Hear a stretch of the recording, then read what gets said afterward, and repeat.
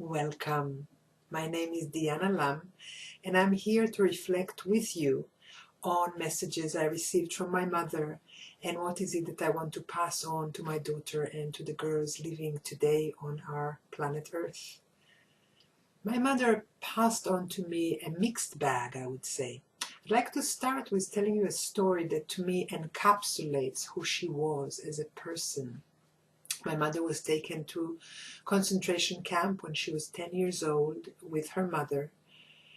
And at the end of the war, she refused to accept diplomas that were offered freely to children that have been suffered through the war to compensate them. She said, I would like to study and to know everything that I missed. I don't want just a diploma.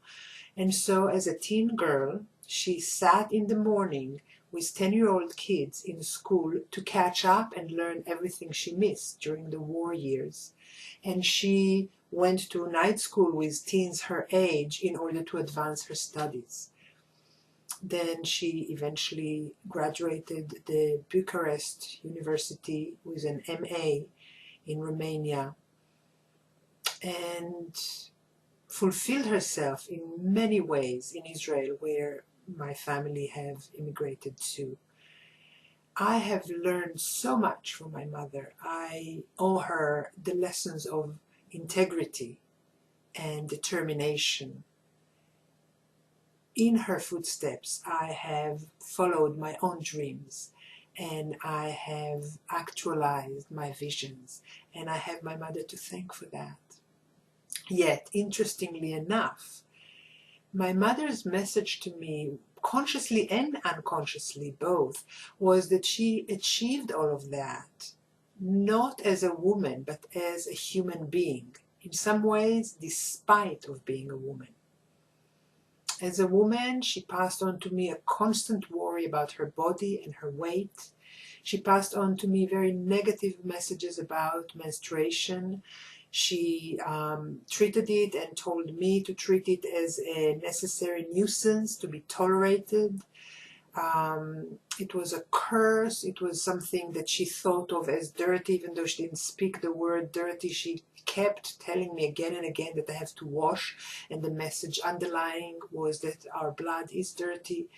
So over the years, I've worked really hard to separate the gold from the poison. So I have let go of the messages that were so disempowering about womanhood that my mother received from her own mother. And I know that her mother received it in turn from her mother. And this is something that I released and let go.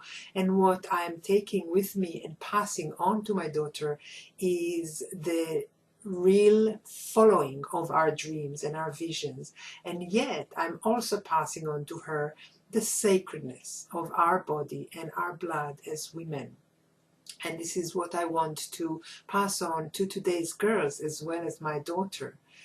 The main thing that I would like to leave here with you and with today's girls is the embracing of all of who we are. As women, we are cyclical beings.